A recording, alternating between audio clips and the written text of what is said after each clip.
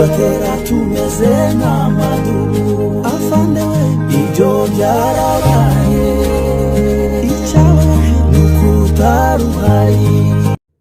Twongeye kubasuhuza mwese muduteze amatwi bakunzi ba Tuzarutsinda TV, tubararikira mu makuru twabateguriye mu ijoro ry'uyu munsi ku itariki 18 z'ukwezi kwa gatatu umwaka w'ibihumbi 2026. Tudatinze reka tubagazeho ingingo zigenza mu kutuza kurambura mu kanya.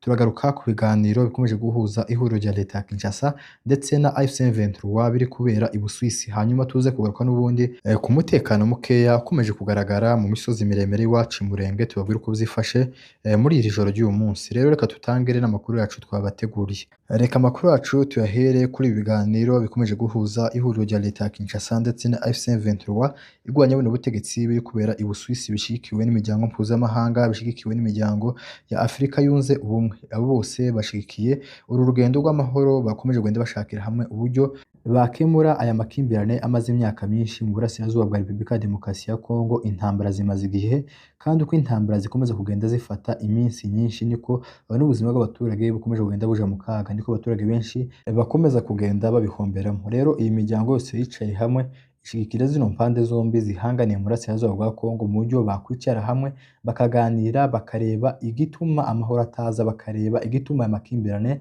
atarangira amaze imyaka myinshi. Ariko tugarutse mu by'ukuri dusesengura, tubabwiye yuko ibyo biganiro byabereye i Busuwisi ni ukugira ngo bishakire hamwe icyamara aya makimbirane amaze imyaka myinshi, bishakire hamwe icyazana umutekano mu gihugu cyacu cya Kongo, kuko umutekano umaze iminsi myinshi warabuze. Rero icyo twasesengura hamwe nkatwe dukurikirana amakuru cyangwa se nk'abasesenguzi, mu by'ukuri ibiganiro bimaze iminsi biba, kuko namaze kubabwira ko hari ibyabereye Rwanda, hari ibyabereye za Katare, hari ibyabereye ahantu henshi hatandukanye, ariko ibyo biganiro byose nta gisubizo na kimwe byatanze kiganisha n'ubundi kuzana amahoro mu gihugu cyacu cya Kongo. Rero icyo bivuze mu by'ukuri, ibi biganiro biri kuba ku munsi wa none biri kubera i Busuwisi bihuza izi mpande zombi, kuri ubu ngubu baricaranye ku meza. Ariko nubwo bicaranye ku meza barebera hamwe uburyo bakemura aya makimbirane amaze iminsi myinshi mu gihugu cyacu cya Kongo, ariko hari drone za leta ya Kinshasa ziri kurasa abaturage bahagenzurwa n'ubundi n'iri huriro rya AFC/M23. Bicaranye ku meza babarebera hamwe uburyo bakemura aya makimbirane. Ikigira kabiri, hari ingabo nyinshi leta ya Kinshasa no Burundi bari kohereza mu misozi miremire y'Umurenge kugira ngo zije kuramforsa abandi bari ku mafuro bahanganye na MDP, bahanganye na M23.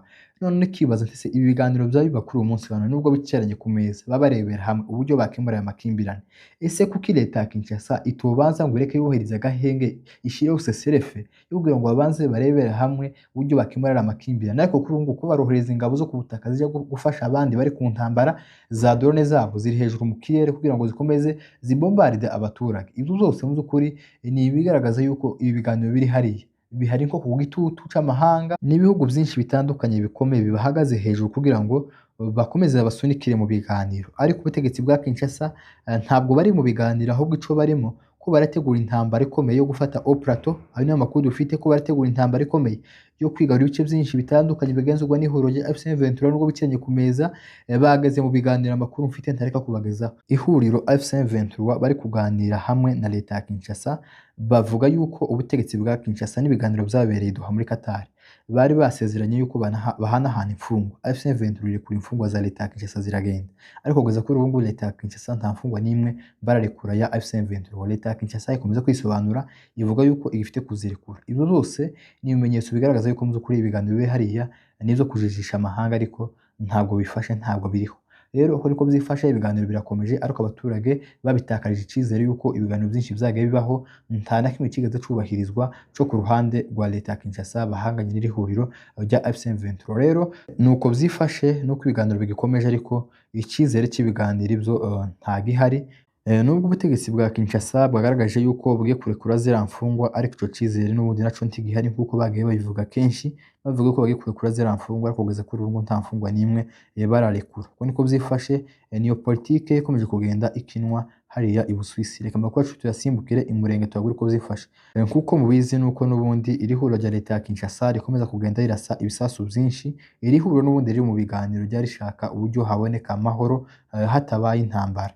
rikomeje kugenda rikoresha indege zitagira abapilote za drone za kamikaze ndetse n'izindi zitandukanye gukomeza kurasa ku baturage b'inzirakarengane muri ijoro rya rike rishyira ku munsi wa none ku itariki 18 z'ukwezi kwa gatatu umwaka w'ibihumbi 2026 hari harashwe drone nyinshi mu mihanda itandukanye za Bidegu, za Karongi, za Rubemba, za Karingi.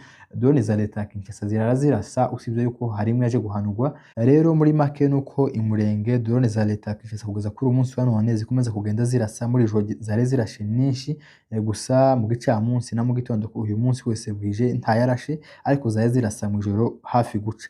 Rero murumva ko ibitero bya drone bigikomeje kurasa ku baturage. Iyi miryango yashigikiye ubutegetsi bwa Kinshasa na FC23 kuja mu biganiro ntaco babivugaho. Yoba yari imiryango ishigikiye amahoro mu buryo bwa nyabyo bari guteka ihuriro rya leta ya Kinshasa bagashiraho cessez-le-feu bakareka kurasa ku baturage mu gihe bari mu biganiro. Ariko kuba bari mu biganiro ariko leta ya Kinshasa n'ubundi kohereza za drone kurasa mu baturage ni bigaragaza yuko ni imiryango ishigikiye ibiganiro ibishigikiye mu buryo bwa politiki ariko ntibishigikiye mu buryo nyakuri cyangwa se ntibabishigikiye mu buryo babishizemo ubushake n'umwete, ahubwo ni mu buryo bwa politiki kuko gusa ngo bashigikiye ibiganiro ariko ntibabishigikiye. Iyo baje kuba bishigikiye bari gutegeka leta ya Kinshasa kudakomeza kurasa mu baturage bagashiraho cessez-le-feu agahenge kugira ngo babanze bave mu biganiro. Kuba bakiri mu biganiro ariko leta ya Kinshasa ikaba yarasa za drone ni ibigaragaza neza yuko mu by'ukuri n'amahanga abirimo kandi atabirimo mu buryo bugaragara. Rero uko niko byifashe, drone zirakomeje kurasa ku baturage muri ijoro zari zirasa nyinshi mu mihanda itandukanye. Ikigeretseho n'ubundi leta zishize hamwe za leta ya Kinshasa zikomeje gusahura ivyo abaturage mu mihanda. Abaturage benshi bagiye bavamo bahunga, ubutegetsi bukayinjiramo bugatangira gupya ivyo abaturage. Ibi byose bikomeza kugenda bitangaza abaturage baherereye mu misozi miremire y'umurenge kuba leta ya Kinshasa, leta ya Gitega bafite imishahara abasirikare ba leta bahembwa. Ntibyari bikwiriye kuba ari bafata iya mbere kuja gusenya ivyo abaturage, kuja gupia ivyo abaturage. Ni bimwe bigaragaza yuko igisirikare cyashize, igisirikare gisigaye ni igisirikare cy'aba jenoside cyo kwishisha abaturage inzara n'ico gukomeza gukora ibikorwa by'urugomo nka biriya. Uko niko byifashe, umutekano w'abaturage b'abanyamurenge baherereye mu murenge ukomeza kubura, nako bakomeza kugenda basaba ubutabazi, basaba ubutabera bwabarengera bukanabatabariza kuko bahangayikishijwe n'izi leta zishize hamwe kugira ngo zikomeze zibabuze umutekano. Rero ngaba amakuru nabateguriye mwakumenya amakuru ugenda ubagezaho amakuru 5 kuri 5 mukora subscribe kugira